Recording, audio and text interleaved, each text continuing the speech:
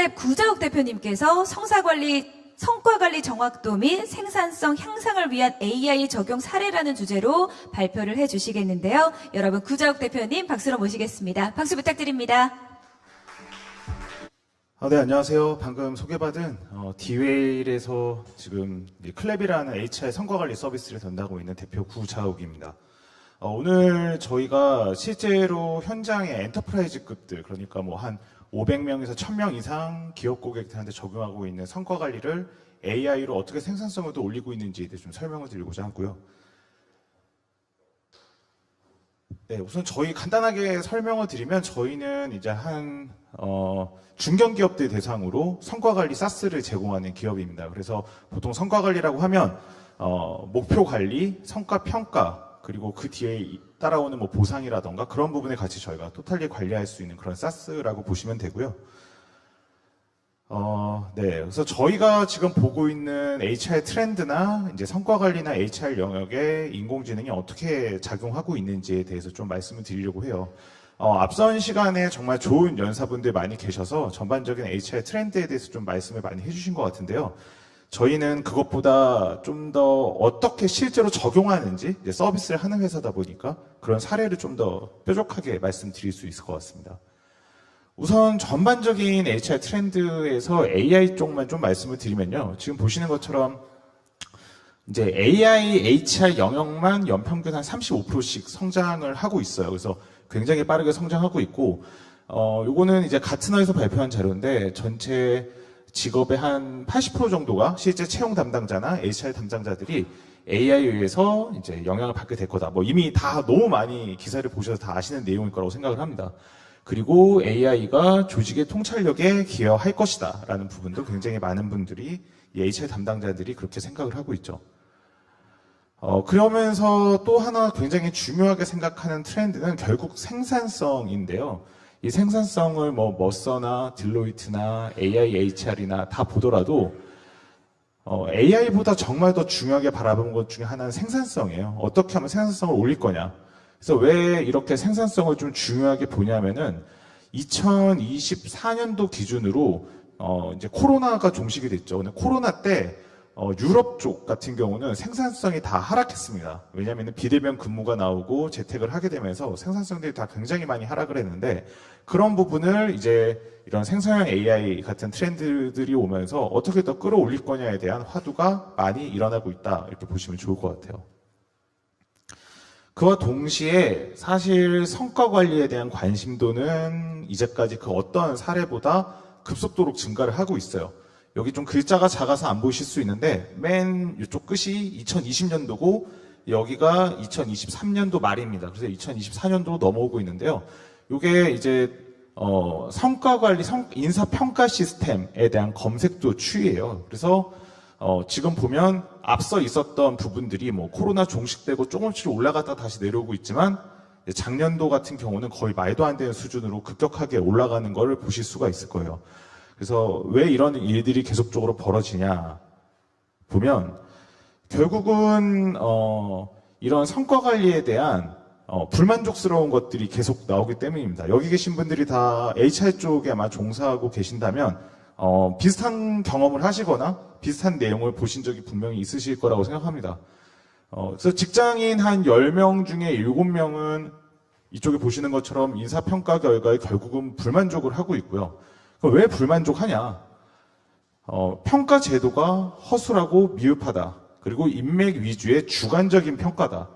정치적이라는 거죠, 평가가. 매년 업무는 계속 바뀌고 하는 여러 가지 일들은 고도화되고 있는데 사실 여러분들이 다 아시는 것처럼 HR이라는 게 그렇게 빨리 변하지 않고요. 이 성과 관리라는 게 굉장히 어려워하시는 영역이죠.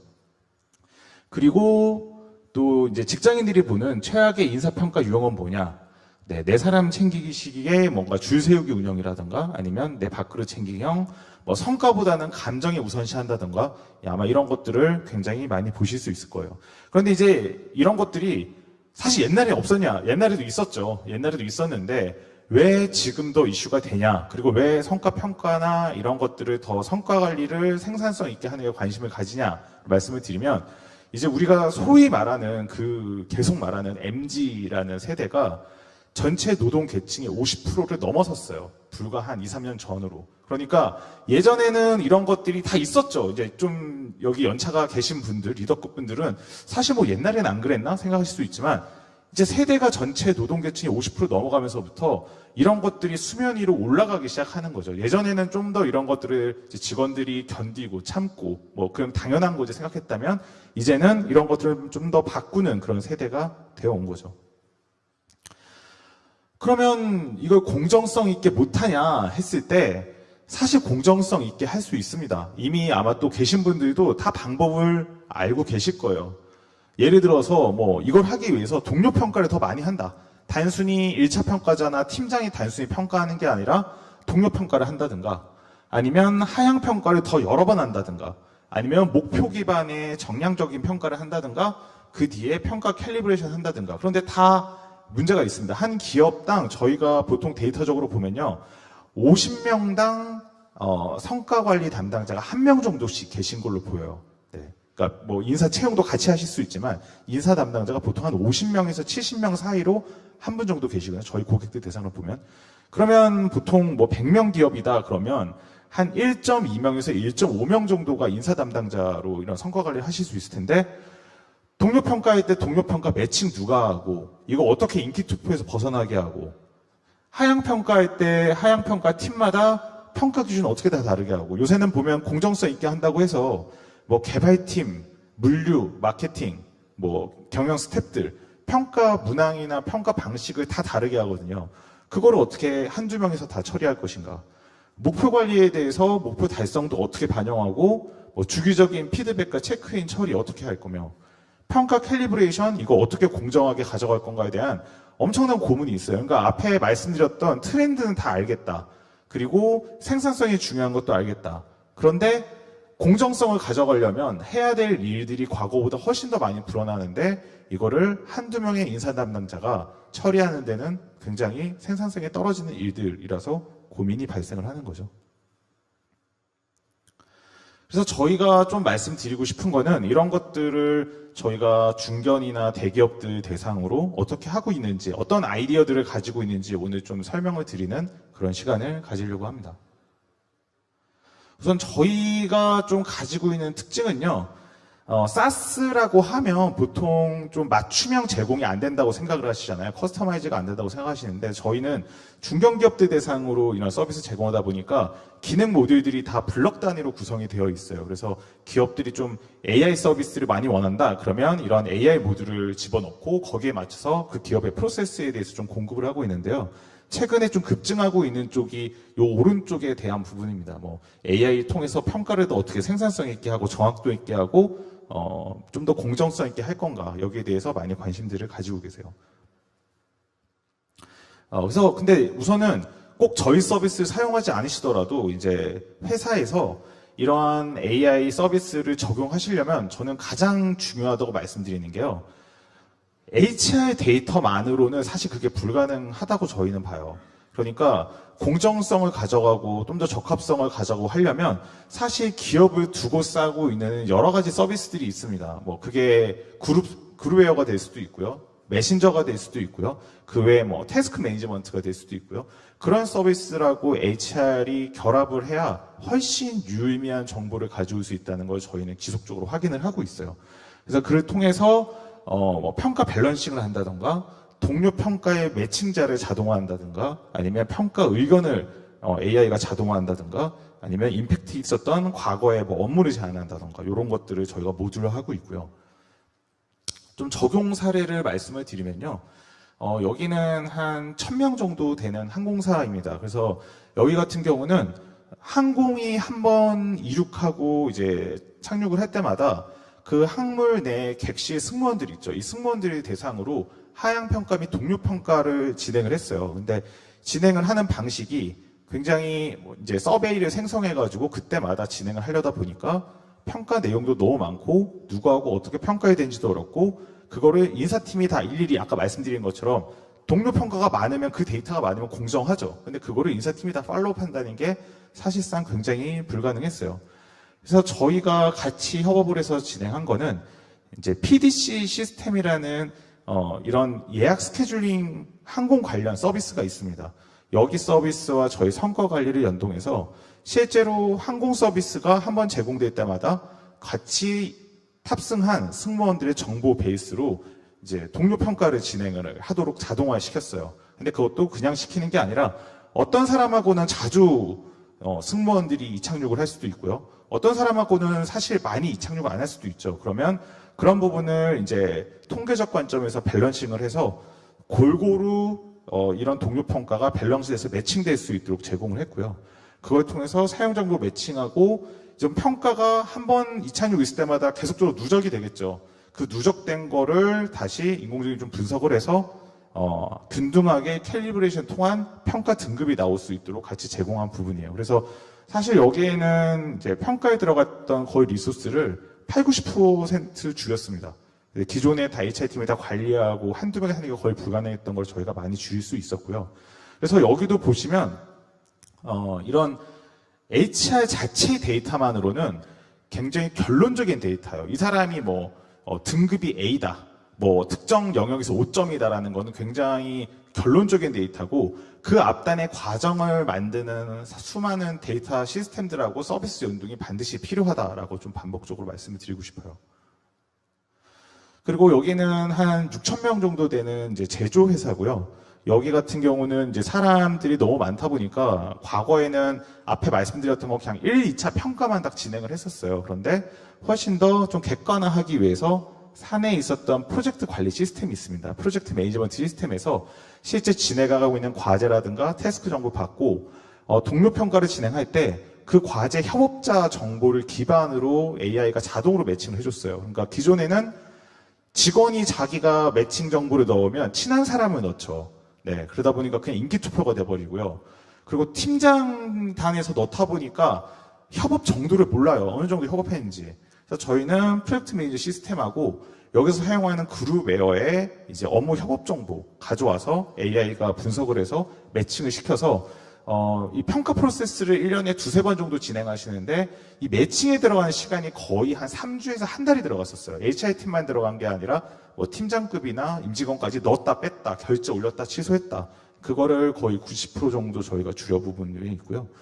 그리고 이제 말씀드린 대로 그룹웨어나 메신저에서 협업자 관계 분석해서 리뷰를 그냥 자동화해서 세팅할 수 있었습니다.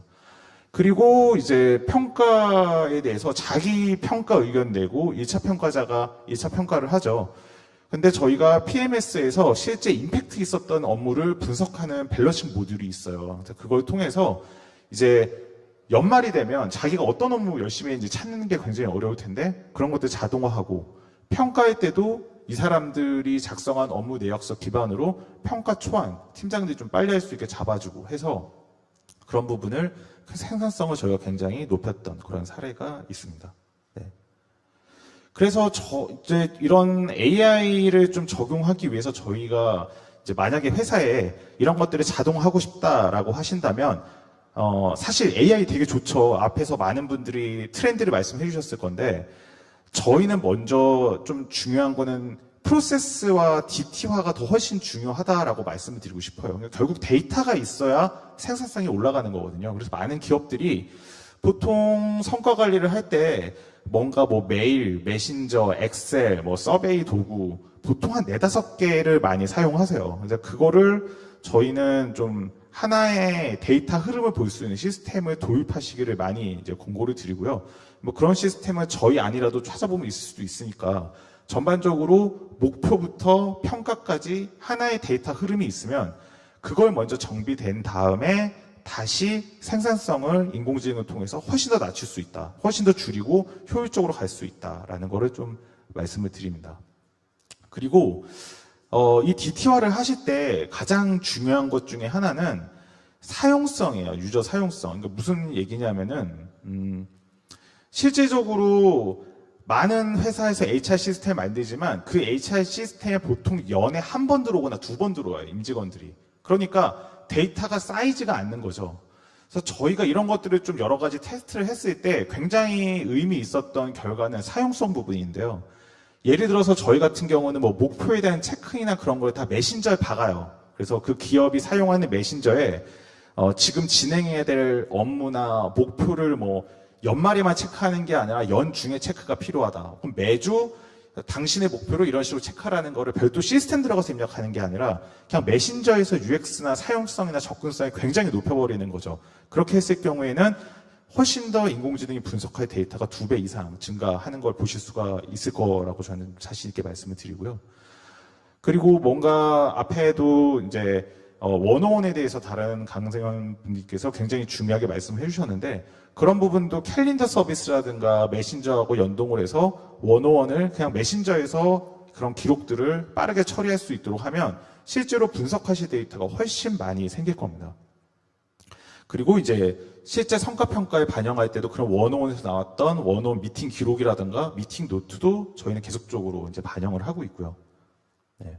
그리고 이제 주 목표들. 이 목표도 말씀드린 것처럼 HR 시스템에서 다 하시려고 하지 말고 지라라든가 아사나라든가 뭐 컴플레언스라든가 기업에서 사용하시는 생산성 도구들이 있을 거예요.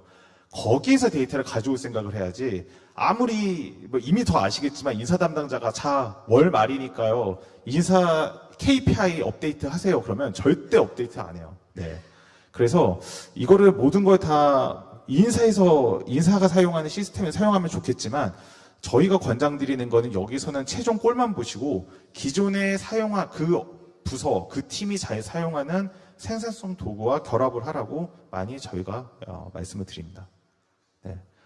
그 외에도 이제 중요한 거는 평가 시스템인데 평가에서도 사실 굉장히 많은 데이터가 나와요. 그러니까 요새는 연에 2번 이렇게 평가하는 기업보다는 월마다 평가하시는 기업들도 굉장히 늘어나고 있어요. 그러니까 결국 공정성이라는 건 데이터가 많아지면 그만큼 공정해지는 거거든요. 그리고 임직원들의 수용력도 훨씬 좋아지고 그러다 보니까 좀 이런 DT화가 된 서비스를 통해서 매월 기업에 맞는 프로세스를 맞춰서 돌리는 그런 현상들도 많이 일어나고 있습니다.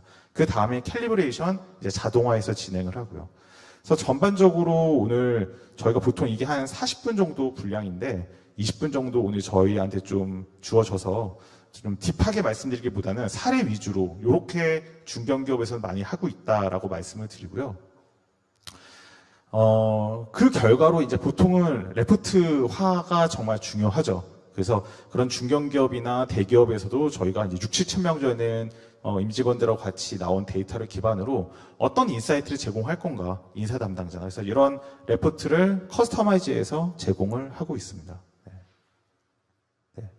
그래서 요거는 딱 하나 이제 실제 서비스 사례로 아까는 계속 텍스트로 보여드렸으니까 조금 이해가 안 가실 수 있는데요. 요거 하나 설명드리고 좀 종료를 하면 우선은 AI가 메신저에 이렇게 알림이 옵니다. 이게 알림이 오는데 무슨 내용이냐면은 이 사람들하고 협업 관계를 분석을 해서요. 그룹웨어나 메신저나 태스크 관리 도구에서 협업 관계를 분석을 해서 누구에게 동료 평가나 동료 피드백을 줄 건지 추천을 해줘요. 너가 지난 한 2주간 2주간 봤더니 이 3명하고 협업이 많더라 라는 걸 체크를 해주고요. 그 다음에 저 3명이 진행했던 것 중에 한 명을 고르면 그 사람에 대해서 임팩트가 있었던 업무를 추천을 해요. 네. 그러니까 추천한다 한 다음에 그 사람한테 피드백 주려고 그러면 무슨 피드백 줘야 되지? 뭘로 평가해야 되지? 되게 어렵잖아요. 그래서 이런 임팩트가 있었던 업무를 3-4가지 정도 추천을 해줍니다. 그 중에 하나를 고르고 마지막에 오면 저기에 대해서 수고하셨습니다. 이렇게 한 줄씩 적는 분들 꼭 있거든요. 회사 내. 근데 생성형 AI가 저기에서 관련된 피드백 초안을 잡아주고 그런 다음에 임직원이 거기에 대해서 다시 의견 수정할 수 있도록 하고 있고요. 저희가 아직 런칭은 아닌데 좀 테스트하고 있는 거는 여기에 피드백 대한 텍스트도 회사에서 주로 사용하는 말투나 그런 거 좀 조금씩 다르죠. 회사마다. 업종이나 거기에 맞춰서 AI가 초안을 잡아줄 수 있는 그런 기능들을 테스트하고 R&D 하고 있습니다. 네, 그래서 앞에 나왔던 걸 보면 전반적으로 동료평가에 관련된 리소스 한 80% 저희가 줄이고 있고요. 그리고 하향평가에 관련된 리소스 한 50%, 목표 평가, 정량 평가 한 60%, 평가 캘리브레이션과 대시보드 관련해서 한 90% 정도 저희가 리소스 줄이고 있습니다. 네. 그래서 좀 오늘 급하게 말씀드린다고 말씀을 다 못 드렸는데요. 좀 더 디테일한 자료나 좀 저희하고 이런 사례들을 좀 더 궁금하신 분들은 오늘 QR 찍으셔서 말씀 주시면 저희가 대면이든 비대면이든 더 디테일하게 말씀을 드릴 수 있고요. 필요하신 뭐 회사에서 사용하시는 엑셀 성과 관리 도구들이 있으시면 저희 쪽에 보내주시면 저희가 분석해서 이게 어떤 식으로 좀 효율화할 수 있는지에 대한 별도 비용 없이 도움도 드릴 수 있을 것 같아요. 그리고 추가적으로 저희 뭐 관심 있으시면 시범 사용에 대한 기간도 2-3달 정도 저희가 무료로 드릴 수 있으니까요. 여기 주시고 입력하는 칸에 뭐 GDNet HR 테크 커넥팅 데이즈 관련된 키워드를 써주시면 저희가 확인해서 그런 혜택이나 좀 추가적인 도움을 드릴 수 있도록 하겠습니다. 네, 오늘 발표 여기까지 하겠습니다. 감사합니다.